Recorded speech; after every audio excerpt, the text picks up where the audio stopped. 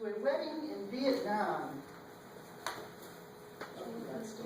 You'll be taken to a wedding in Vietnam. The wedding tour will last 5 to 7 minutes. Please welcome our wedding tour guide, Hugh Wynn.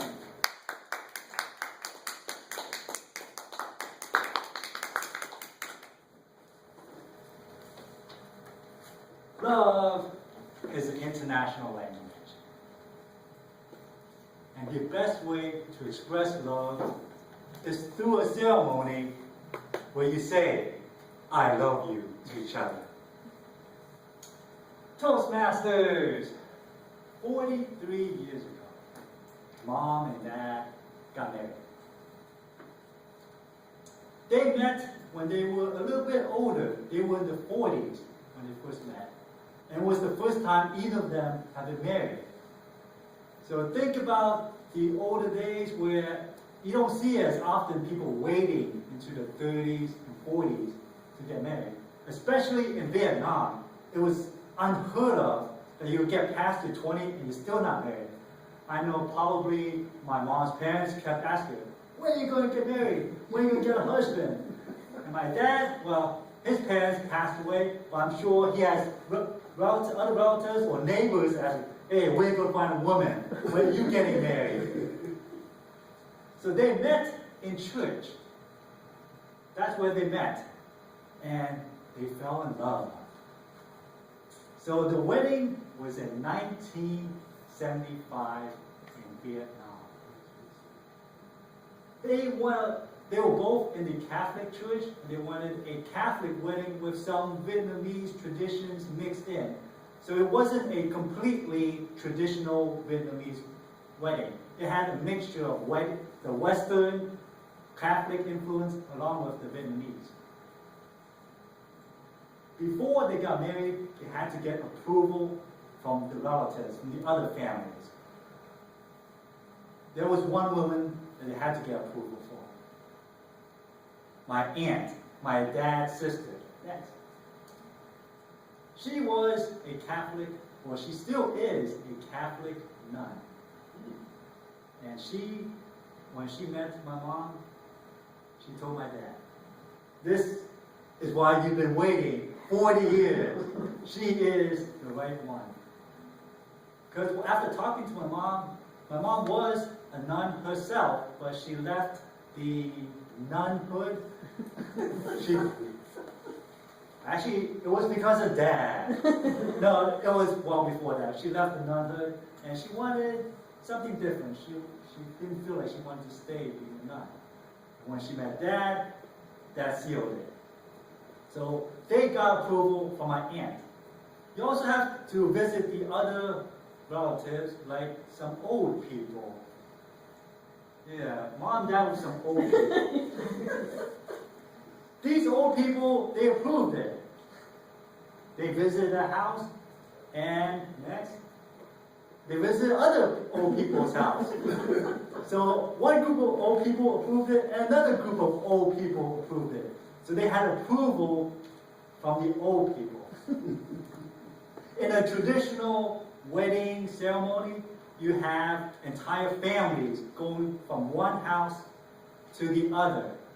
So what it will work out is that all the men from the spouses, the husband's side, they will line up in one line, and all the women from the wife's side, they will line up, and the men will be carrying gifts, and they could be wrapped in cloth, or they could be holding an envelope with cash in it.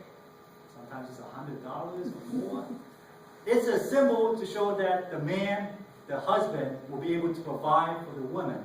So they will all line up, and they will give the woman and the other family, each of them a gift. So one man gives a woman a gift, and on the line. So that was part of the ceremony. They will visit each other's house to do that. So when the women visited the man's house, they also gave gifts to show that the woman is also worth it. And this is to show that it is love. It is a mutual connection that they can both provide for each other. Sometimes in some ceremonies, the women don't do that. So it's all from the man. But sometimes they do both. I believe they did both. So next slide. Part of the ceremony is the tea. This is the only time in Vietnamese culture that you have tea as an official part of a ceremony.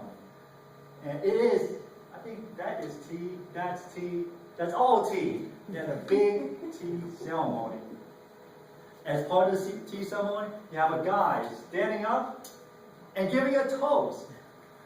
So I'm trying to think of what he was talking about. Maybe he's talking about wildlife in Vietnam, about elephants and rhinoceroses.